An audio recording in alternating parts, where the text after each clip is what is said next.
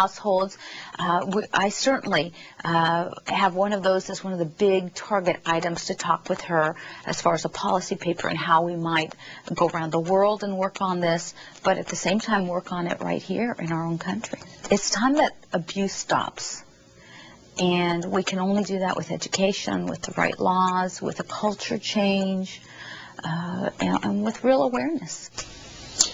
Congresswoman Norton, what is the future of the Violence Against Women Act? There were problems with funding and getting President Bush to sign off on it while he was in office, correct? So tell us what happened and what's likely to happen in the future. Well, I know we're going to hear very often in programs like this, programs that you most need now, when you find the problem rises, you will have people using the economy to push against funding. I have seen us go for years without reauthorizing the Violence Against Women Act, with the result that there were only tiny increases. The reason we want reauthorization is that... Tiny increases in funding or tiny increases in violence against women? Oh, no.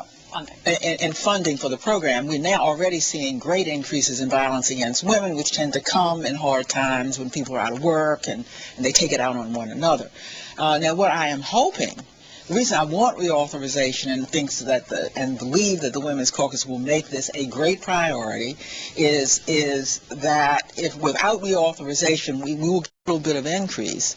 You won't get the whole statute looked at. You won't see where the money really ought to be pinpointed. But we do have our man in the White House, and that is the vice president who led finally when we broke through and got it authorized in the first place, and that is Vice President Biden. We're going to be really counting on him this time. And it's not only the economy that obviously we know, and the data is showing already, unfortunately, increasing the number of phone calls to crisis center, but also veterans coming back from the war. So you have a confluence of factors that make the addressing domestic violence should be a national priority. Well, you also have another factor that increases domestic violence, and that is that you're more likely to be abused if you are cohabitating than if you're married. The abuse among cohabitating partners, and cohabitation is now much broader. So there are a confluence of different kinds of cultural factors.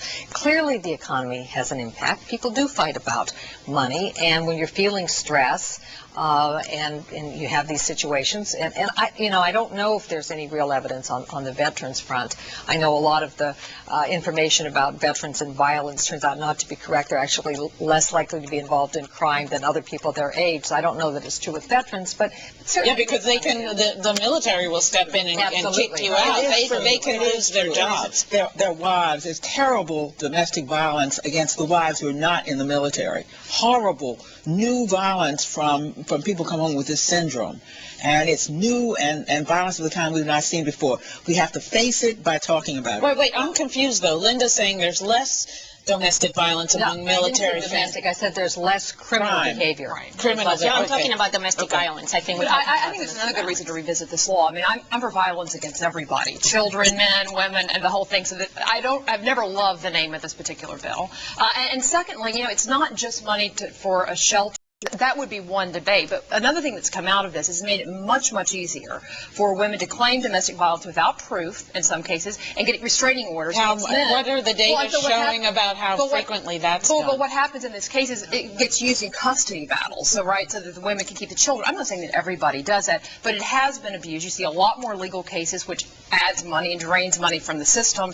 I'd rather see the law revisited and have it be for the purpose it should be for, not for what. But that's what the authorization process would do, and I think I'm not sure what you want. The fact is that the great problem in many homes that you never see is very often, by the way, we do have women committing domestic violence, but very often a man who is stronger beating up on and killing women. So I'm not sure what it is about that you want to have revisited. Well, that's not what I want revisited. What I want revisited is people making accusations they can't prove. That is so rare. That's not a part of it. We'll have to argue about this after the close, but that's the end of To the Contrary. Thank you for watching, and whether your views are in agreement or to the contrary, thank you for joining us, and please join us on the web for To the Contrary Extra.